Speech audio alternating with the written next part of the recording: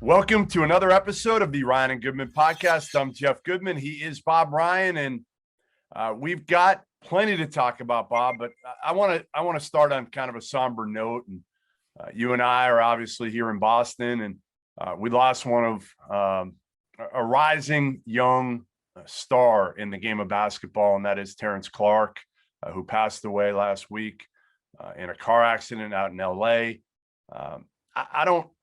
I didn't know him well, Bob, but I knew him well enough. I watched him play plenty. I had talked to him on several occasions, including about a year and a half ago. My daughter and I drove up to Brewster Academy and watched him playing a game and talked to him for about 15 minutes afterwards. And just really, really, really sad, Bob, because he was a kid who, had the world in front of him, talented kid. And what I tweeted when he passed was, and it's true, he always kind of had that smile on his face. And he was a kid that genuinely enjoyed talking to people, whether it was media, whether it was fans, whoever it was, and kind of embraced the fact that, he was a star coming out of Boston, and not many guys, we haven't seen a lot of really good players come out of inner city Boston over the last decade or so. And he was going to be that guy, and he kind of embraced that. So really, really sad news for Terrence Clarke, and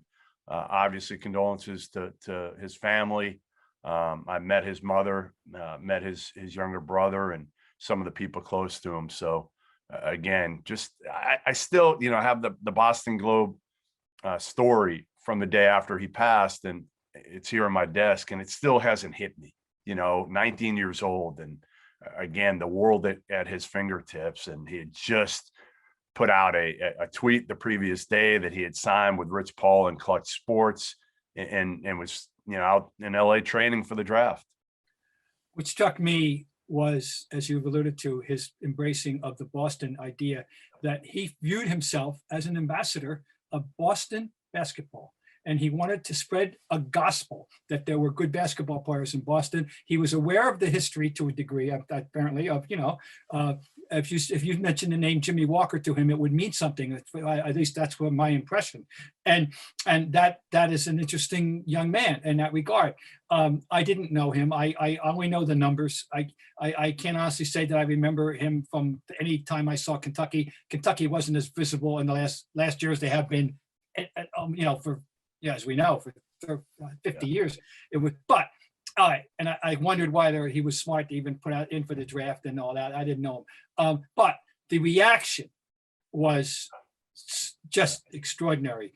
So I'm very impressed with the impact that he had in his young life on other people, the positive impact and the good vibes he left behind. That's why the nature of his death is so disturbing, so annoying, so wasted, so awful. He obviously was at fault. There was nobody else to blame for reckless driving. It's so sad, because if he had so much to offer. But anyway, that's what it just drives me crazy to think that it was also needless, but he certainly left an image, a positive image behind. Yeah, wow. all the players who came out and tweeted about him. And I'll remember the conversation again that I had with my daughter Talia afterwards, and it was kind of right outside the locker room at Brewster Academy, and I've been there. I go there every year and used to cover recruiting, so I know their coach Jason Smith well. And I had known Terrence. I had actually thought about, and we had talked about doing kind of a series with Terrence, and every month kind of checking in with him and seeing his recruitment and really leading up to going to college. And we never ended up doing it, and I feel bad that we didn't. But I remember after the game, he didn't play great defensively, and I've always kind of taken upon myself now as I've gotten older not to lie to these kids in high school and try to be honest with them coming out of there, because so many people do lie to them and say, hey, you should have gotten more shots, even when they didn't play well, right? You played great. Well, that's not me. So after the game, I said to him, hey, man, you got to be better defensively, and I think you got to be a better leader for this team too. You're kind of the guy that they all look to. And the one thing I'll give him a ton of credit for, he didn't roll his eyes. He didn't turn the other way. he just looked at me and he was like, you know what, you're right. You're right. I'm going to try to do a better job of it. And he knew he had maturing to do, but I think he was going to do it. And I think, again, this is a kid who a lot of things came easy to him growing up. He was that good. He was that talented. And I think he had a chance to be a star in the NBA. And, I'd see him after Celtics games, Bob, and he'd be talking to Jaylen Brown and Jason Tatum and Kemba. And those guys knew him. And yeah, they knew him. Yeah. Yeah. They didn't just know him. They knew him. And I think he wanted to soak in as much knowledge as he could. And again, it's so sad. And it does, listen, it is a teaching moment for a lot of kids. They must have conveyed all this to Brad Stevens, because Brad was really shaken up after the game and admitted that he didn't know him, but he felt as if he did. And obviously that means that he was getting the input from his players that did know him. Yeah. And so no, it's just any time a young life is taken, we know it's sad. We know we all have that feeling.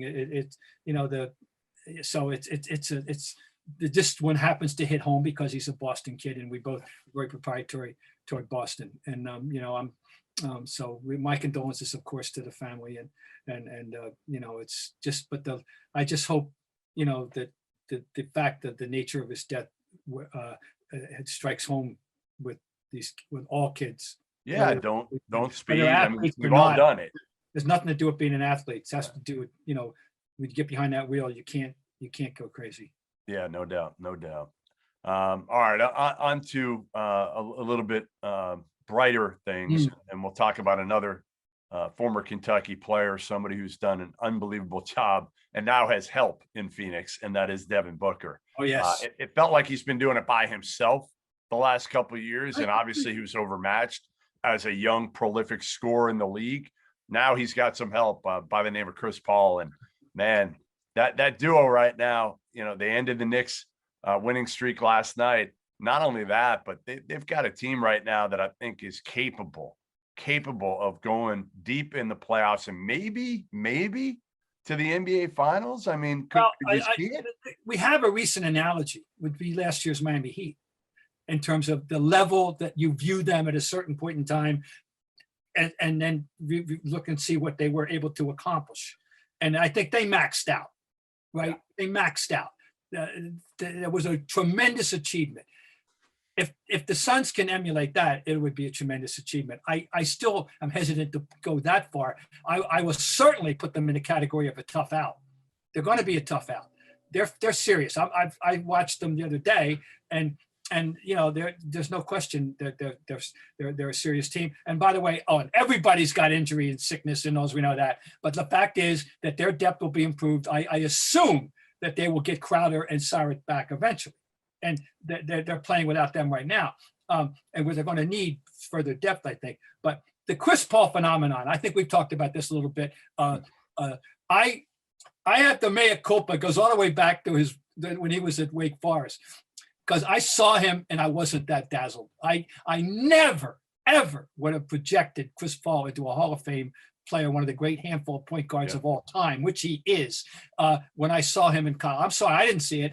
Great, but anyway, what he's done with and the impact he's had, we can't even imagine what the locker room impact is, what the mentor impact is. We assumed it's got a lot to do with everything that's happening with Phoenix, in addition to the tangible fact that the guy can still play at a high level, as the Knicks found out in the last minute or so of the game last night.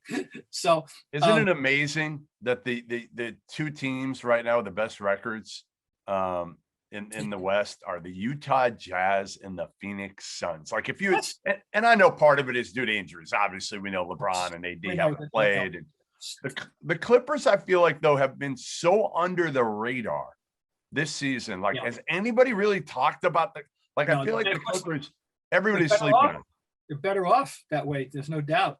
Yeah, no, they're right. You're right. They're quietly skulking, around, and they're going to be hurt. Oh, they're going to be hurt from. There's no doubt. Right. But the focus has been on Utah all year from start, and start to finish, and so start to this point. I mean, and of course Phoenix, but the Phoenix, you have to go back to the bubble and the 8-0, and the fact that it meant something. I think there's no doubt. And but you mentioned Booker. You know, we love talking about Booker.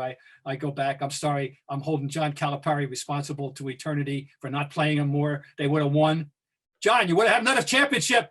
You had to play those Harrison twins. Really? Oh, really? It was Tell me Booker about and it. Ulis. It was both. Remember, the kid Tyler Ulis was better than the Harrison twins for that team.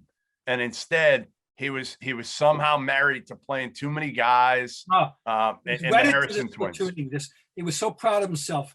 And I speak as a friend, as a good acquaintance of John. I like John. I mean, so believe me, I'm not. But boy, Booker, he's an elite player. Period. He's an elite player. Well, they fit together, right? I mean, that's the thing with his son's team, that James Jones, which I didn't think ever he would figure this thing out. I mean, his drafting has been head scratching to some degree, taking Cam Johnson really high when people thought he was a second rounder. He took him in the middle of the first round. But ultimately, you had Booker, you inherited Booker, who's an elite level player. You drafted Ayton, who again, now you look back on it and say, well, you shouldn't have drafted Ayton, but ultimately he's still a pretty darn talented big. So you've got your point guard, your wing, and your big, and you filled it in with guys like Mikal Bridges, who can really score, 3-and-D guy, and Cam Johnson, who can really shoot. And you've just got and those guys know their role. They accept their role. Jay Crowder, when he comes back, will accept his role. But ultimately, Chris Paul, I don't know if you guys and we've talked about this much, but I really haven't gotten along with Chris Paul over the last few years. We'll tell that story at some other time. Yeah, okay. It was involving a story I wrote on him and Donald Sterling years ago. But I respect the hell out of him, because what Chris Paul does is he brings it every single game, every single practice, no matter what. He conducts himself like he goes on the court and it's game 7 of the NBA Finals, no matter when he goes on the court. And I think that rubs off on these other guys. You know, Devin Booker, you can't take a day off. You got to show up every single day. Where maybe when he was younger, like, he didn't know who were his role models, who were his leaders to learn that from. So I think ultimately that's where Chris Paul, it comes into play as much as anything. However, Bob, as we know, the knock on Chris Paul has been what? Just they don't advance. He never gets deep in the playoffs. Right. Can he do it? Is it going to be the same old story, Bob? Yeah. Well, yeah. Well, to be continued. We don't know.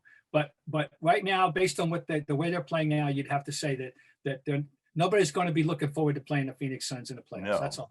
Period. No, that's a measure of respect, and that's very good. I feel like it's now where we didn't think it was going to be this way, but now we're looking at, what do we got? 3 weeks left in the season, something like that. Yeah, right. And LeBron's still not on the court. And are we now at a point of or do we just think he's going to come back in the next couple of weeks? And now again, like, LeBron's not young anymore, so I don't know. Is it going to take him more time? Is he going to be back to what he was again? Or, KD's done it, right? KD has been the model of, like, he's not as old as LeBron, but he's in his early 30s, and he's just come back from major injuries, like nothing happened. Yeah. Well, he is a phenomenon in that regard. And I got myself and set off a little Twitter thing, which I deliberately did it on purpose to see what kind of reaction. Did KD come at you? Did KD tweet no. you? I was praising him.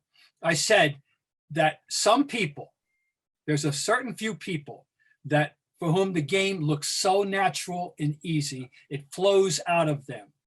And Kevin Durant is such a player, and I can't think of another one. Oh, well, now all these, and I mean it, not the way I'm speaking. And you have to, the game just seems so no hurried movements ever, no rush, no muss, no fuss. Smooth. It's flowing, All right, people come up, the names I got, Iceman. All right, that's not too, the game. I can understand you saying that. Yep. But the people say, "Oh, Steph, hey, all that dribble, that's work."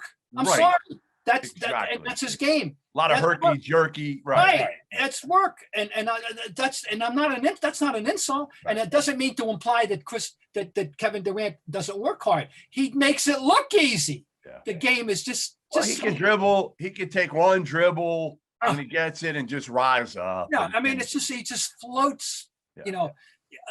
If you want to go, there's a guard in history that I used to say he doesn't jump, he levitates. Okay. That would fit this description in his time. Yeah. Dave Bing. Dave Bing had that capacity. Okay. Really? Among guards, and very few guards can't have it. They Right. got to dribble. They got to do that. But Dave Bing did, you know, he was an and he was a hybrid, you know, he was not really he was either he was a point guard who could shoot, or he was a two who could make a pass. He was a player, you know. But anyway, he was a graceful, beautiful player. KD is like, no, who's he's like so him? unique. He's so unique as a player. Like, people want to, you know, I talked to him a few years ago about this, and I said, I'm like, you know, don't you feel like you've changed the game for big men? And he didn't even realize it at that point. I'm like, well, I said, you've kind of hurt the game in a way, because every big man wants to go out and shoot threes now. And then I think I was talking to him a little bit, and we're talking about Dirk. Dirk was kind of the first guy like that, and he was, but Dirk didn't have what KD had. I mean, come on, not even close in terms of. Like Dirk's got his own niche. Right. Dirk's got the step back. Dirk has his own niche. Yeah. This is Kevin Durant's niche to me, you know, among all. And it's just an aesthetic argument. Has nothing to do with substance. People don't understand, you know. So maybe I should have just forgot the whole thing, but it was fine. Anyway, he came back and he got 33 points in 28 minutes, and he made it look like, yeah, what injury? What rest? It was stunning. Well, you wonder now if he and a lot of these players, especially in the last year or so, are saying to themselves, all right, you know what? And watching Kawhi do it a little bit, like, I'm not going out there unless I'm 100% now. I'm not putting myself at risk. I understand the end game, which is the postseason in my career, where, you know, back in the 80s, what would guys have done? They would have played through everything. They did. A lot of guys just played through everything. It didn't matter what the injury, unless they absolutely couldn't. But if they were banged up, if they could get out there, they got out there. There was no discussion about it. You just did. And, you know, the sport, of course, where it's crazy, it was football, you know, where this mentality had, you know, as we matured in life, it had to change. But basketball had a measure of it. And they used to kid about baseball players, you know, because they didn't seem to have that, you know, that capacity the way, as a rule, you know, and with football and hockey, you had to like have a hangnail. It's like a hangnail, Bob, and baseball players are out for weeks. Yeah, but you had to have that mentality. But anyway, people are more aware now, I think, and I think I think it's rational. I have no problem with this. Well, Yeah, you know, in the playoffs, you got to suck it up all the way to a degree, fine. But in this regular season, no. It's worked. It's worked for a lot of these guys, and they see it working for Kawhi. And, you know, again, we'll see what happens with LeBron coming back here and when he comes back. I mean, Anthony Davis probably came back at the right time, right? I mean, he's going to have a month. Apparently, he had a good game last evening. After his initial, obviously, he didn't shoot well the first day, but, you know, I didn't. But they did. But he had an impact at the defensive end. I know for a fact in that game. And you know, that came right. He came brought that right back to the table. He's an extraordinary player, you know. So, but you're alluding earlier about LeBron. Hey, the Lakers are going to enter the playoffs as a mystery guest, and to a degree, so are the Nets, which is going to make this, you know, they're going to be two big questions when we enter. You know, right now the clock's ticking, and the Nets have had those three guys together for 7 games. That's all we know so far, and the clock is ticking as we winding down toward the end of the regular season. So, you know, there's no certainty there. Well, and the Lakers, I mean, if they stay where they're at, they'll get a Denver team that won't have Jamal Murray. Won't have Murray first round. Yeah. So, you know, you get a little fortunate here if you get LeBron back soon. You get them, and then you get Utah in the second round potentially. I don't know. I mean, I just feel like looking at it, like, who are you still scared of if LeBron's LeBron and AD's AD? Are you scared of anybody? I mean, is anybody capable of really knocking them off? Well, or is everybody capable of knocking them off? There'll be. Well, I think it's more possibly that. I think we're going to find there's going to be pressure on Utah. They finished with the best record. Right. Now I don't know how much the pressure is going to be, local or just general basketball world community pressure. But, okay, you did what you did, fine. Now let's, I think they'll be, see how they react to that. So if you have it to down. handicap the West to me right now. Give me the Bob Ryan power rankings right now in the West. Well, I would have to say Utah won. All right. So going into the playoffs, you're telling me. Well, you're telling me. Wait. Bet your house on it, Bob Ryan. Bet your house right now, on it. Okay. No. Who's your money on? All right. Of the known quantities, Clippers. Clippers won. Yeah. Okay. All right. Well, depending on health, though, obviously. But I said the Lakers are a mystery guest. So you're going Lakers 2. As long as LeBron comes back, Lakers are 2. Yeah. And then I have to go. Then I got to go. I would have gone Denver if, but you can't do that. So we got to go with Utah then. We got to make them see. I don't know how deep I want to go with this. I haven't. You want to go Phoenix 4? I'm just want to think if I'm ignoring someone that I shouldn't be ignoring. But no, not Portland. No. Dallas. No, not Dallas. Not no. All right, so I'll go. Yeah, I'll go. Dallas or Denver. Yeah. Well, Denver with Murray, I might have had them too. But all right, so that's your West Conference power rankings 1 through 4. We got Clippers, Lakers, Utah, Phoenix. Now do it in the East, Bob. Do it in the East. 1 through 4. I mean, the Nets are such a. All right, I'll go Nets. I'll say it's going to happen. All right, Nets. I'll go Nets. 2. I'll go Nets, Sixers, Milwaukee, Miami. Yeah. Listen, I'm kind of with you on that one. Like, I don't have a problem with these. I would still say 1 for me in the West. As long as LeBron's on the floor, I'm going Lakers in front of Clippers. Now, again, you need to see it, but I'm assuming he's going to be back with, a week under his belt, and LeBron's LeBron. Yeah. I don't, and I do think it's going to be, again, like, health is going to determine this year as much as anything. We said it last year, right? Like, the Lakers were healthy when it mattered last year. Yeah. They were healthy. Most of the teams were actually healthy down the stretch last year when it mattered. I don't know if that's going to be the case this year. I feel like this year is just different. Maybe guys are pacing themselves.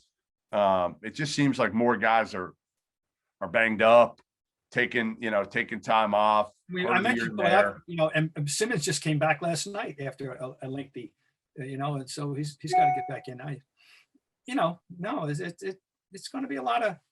There'll be some weird stuff will happen there, but I want to see what happens to Utah if they get down 0-2 or 3-1 or something. I just don't trust them. Yeah, I mean, they got to show us. I just don't. I don't trust them. I can't believe they're 44-17. Like, I can't. I just don't. But again, so much of it this year is about, a team like Utah is playing like every game matters, and they've had their guys for the most part this year. Yeah. And now Mitchell's a big key, obviously.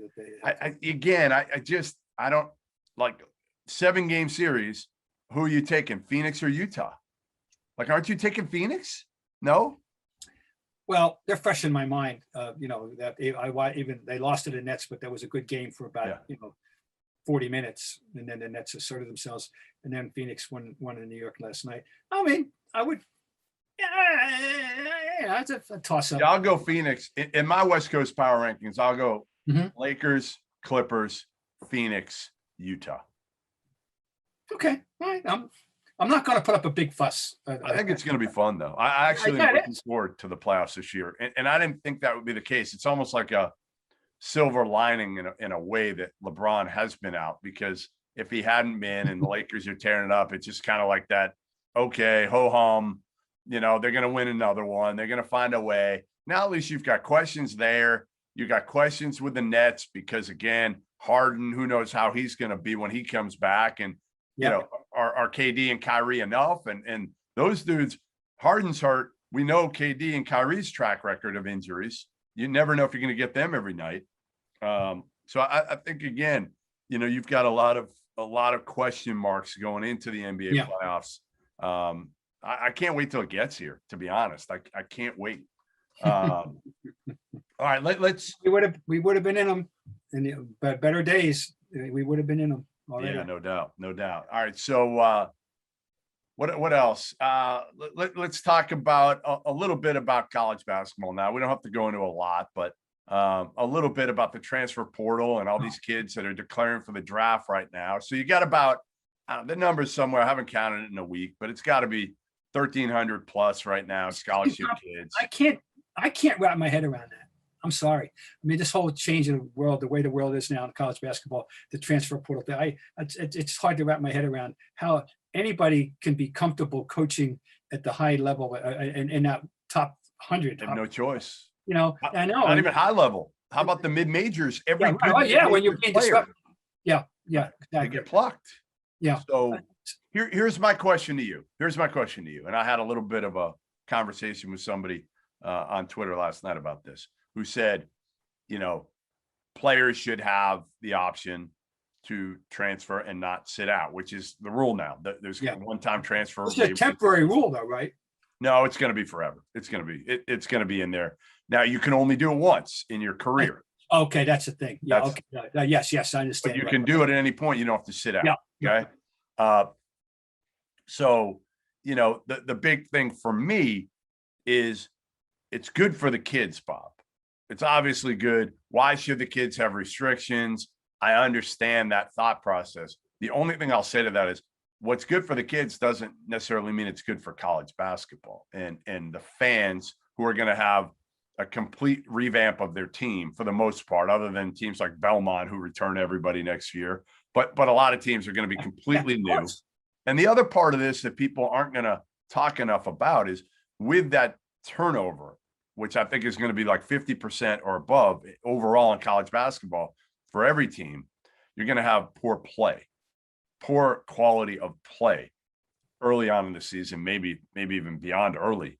It might bleed into the conference play. Who knows? So I just, what's good for the kids doesn't mean it's good for college basketball. I'm just not comfortable with the whole thing. And I'm wondering what the fallout's going to be. And even my own personal reaction, as you said, I'm a fan of the sport. It's meant a lot to me. My two foundation sports on my whole life work of being a sports writer were Major League Baseball and college basketball. Yep. And as you know, I was introduced to the palestra 3 years before the Big Five was even formed. So that's been at this a while. Yes, that's my roots. Okay, Yep. And I'm very proprietary toward college basketball, and I'm saddened. I'm uncomfortable. It's forever altered and not in a good way. This isn't. I'm sorry. I understand. You know, to a degree, but I would have to say this: when you say that you understand the kids have a right to, well, some have more of a right than others. Some.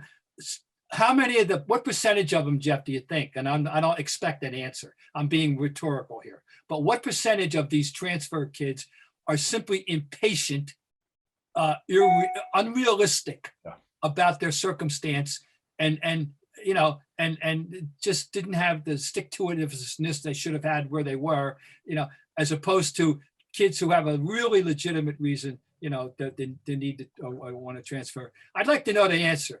Because I'm not comfortable with this at all. You know what the crazy part is that there are a bunch of players now, believe it or not, that transferred. Like a kid named Kevin Marfo. He was at Quinnipiac, transferred to Texas A&M, and now he's transferring back to Quinnipiac. There were like 7 or 8 of those kids. Is that right? Yeah, we should try to do that. We should try to get. Maybe I'll try to get a podcast. Try to get a couple of these kids. That's interesting. It'd be interesting, right? Yeah. No, this is interesting. It's such a complicated thing. And of course, you talk about the coaches and the escalation and the money. I keep going back when I was at Boston College. Bob Cousy, who took us to 2 NCAAs and 2 NITs when that really meant something in my 4 years there, was making $12,000 a year. Now, John Wooden retired in 1975, and I know for a fact he was making $35,000. And so. Where we are, it's just so unimaginable what's happened, and the money. I don't like it. I'm not saying I like it at this point, but I do. Here's why I think they did it. A big part of the reason that the NCAA allowed this is because they want to be able to say with name, image, likeness, well, look, we gave the players the one-time transfer waiver. So we're going to put up some guardrails with name, image, likeness. They don't, you know this, they don't want to pay these kids. They didn't want to do anything for name, image, likeness. They had no choice, but they're still going to fight it. And this is just a mess right now because you're going into a point when some of these states are going to allow kids to get paid for name, image, likeness. Yet there's no universal law in place or situation in place for the NCAA where, like, by now they should have this done.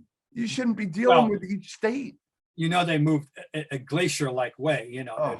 It's painful right now. Well, the whole concept of the NCAA, let's come back in 10 years and see, or 5, see where they are. I don't know. People have been hinting about the dissolution of it and the whole start from scratch nature, possibility of college sports. I want to go back and preach. I'm mounting the soapbox again, just for the sake of, for the hell of it. But no other country does this, and we're the only country that does this. That it has its institutions of higher learning provide entertainment for the masses, which is what big time college sports are.